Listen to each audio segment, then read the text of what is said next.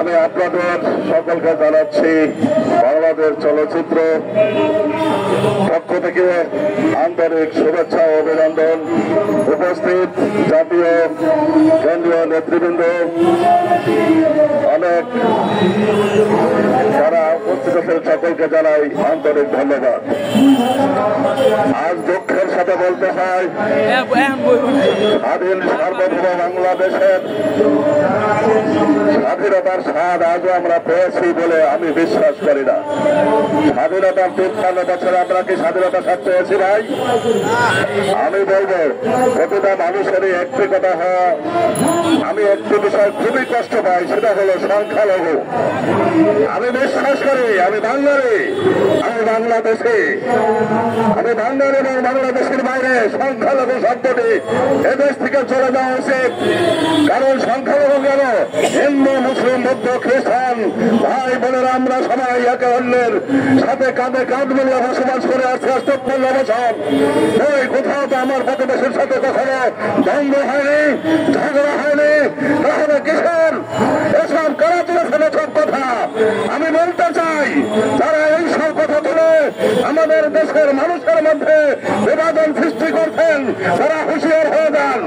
আমরা এইসব চাই না। আমরা চাই একে অন্যের ভাই, আমাদের দেশের হিন্দু, মুসলিম, বৌদ্ধ, খ্রিস্টান যারাই আছে সবাই আমরা একে অন্যের ভাই, একে অন্যের বোন, আমরা একই ছাদের নিচে বসবাস করি। তাহলে সংখ্যালঘু এই কথাটা কেন বলা হয়? এটা শুধুমাত্র আমাদের দেশের মাঝে বিভ্রান্ত সৃষ্টি করার জন্য বলা হয়। আমি বাংলাদেশের জাতীয় নেতৃবৃন্দকে বলতে চাই, আপনারা এদেশ থেকে এই সমস্ত দালাল চক্র যারা বহির্বিশ্ব থেকে এদেশে আপনার মাটিতে বসে, আপনার পাশে বসে, আপনার ঘর চেপে বসে এই সমস্ত দুর্বৃত্তায়ন চালাচ্ছে, তাদের বিরুদ্ধে সবাই আন্দোলন করে তুলুন।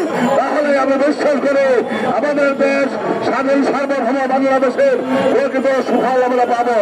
এই আশাবাদ ব্যক্ত রেখেই আমি একজন সাংস্কৃতিক কর্মী হিসেবে বলতে চাই, আমার দেশের ভাষা, এদেশের সংস্কৃতি নিয়ে নানা রকম দালালি চলছে আপনারা জানেন, সাংবাদিক ভাইয়েরা আপনারা সবাই জানেন।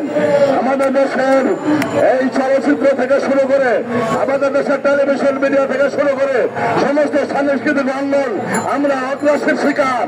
আমি বলতে চাই আমাদের দেশের মানুষ, আমার দেশের সংস্কৃতি, আমার দেশের ভাষায় আমাদের জাতীয় ঐতিহ্য, এই ঐতিহ্য রক্ষার দায়িত্ব আমাদের সকলের। তাই আসুন সবাই একই পারে হাত মেলে স্লোগান বলে জয় বাংলা, জয় হোক বাংলার মানুষের, জয় হোক মানুষের। আমরা সবাই ভালো থাকবেন, সুস্থ থাকবেন, সুন্দর থাকবেন, এগিয়ে যাক বাংলাদেশ।